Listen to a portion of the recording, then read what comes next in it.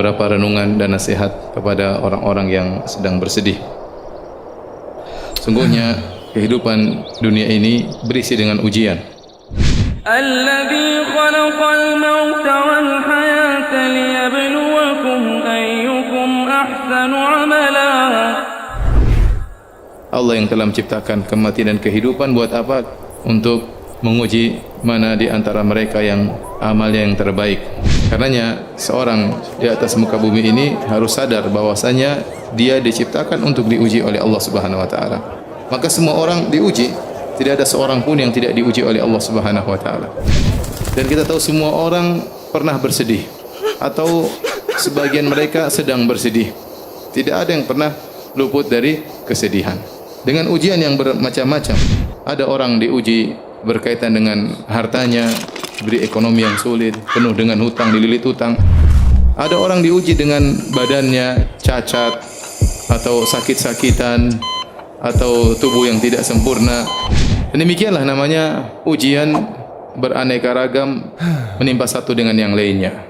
Memang berbeda-beda, ada yang ujiannya sedikit dan ada ujiannya banyak. Tetapi semua orang diuji oleh Allah Subhanahu wa taala. Dan siapapun orangnya, mau kaya atau miskin pasti diuji ya. Sebagaimana sering saya sampaikan, bukan hanya orang miskin yang diuji, orang kaya, para pejabat, para penguasa, mereka juga diuji, mereka juga bersedih.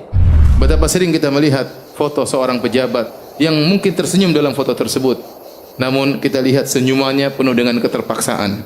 Di balik senyuman tersebut dia menyimpan banyak penderitaan. Oleh karenanya, siapapun orangnya di dunia ini pasti diuji. Baik orang yang soleh maupun yang tidak soleh.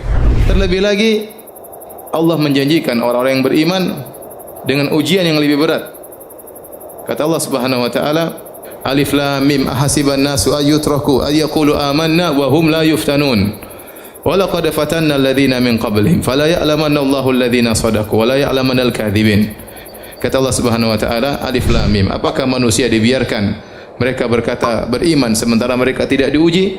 Sungguh kami telah menguji orang-orang sebelum mereka agar Allah tahu mana yang imannya benar dan mana yang imannya dusta.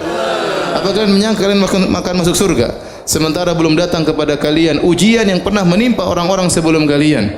Mereka ditimpa dengan penderitaan, dengan kesusahan, digoncang oleh Allah Subhanahu wa taala. Jadi orang yang beriman justru dijanjikan ujian oleh Allah Subhanahu wa taala. Maka Imam Ahmad ditanya, kapan seorang beristirahat? Kata Imam Ahmad rahimahullah, sampai dia menginjakkan kakinya di surga baru dia apa? Istirahat. Oleh karenanya kita harus sadar bahwasanya dunia ini isinya adalah ujian.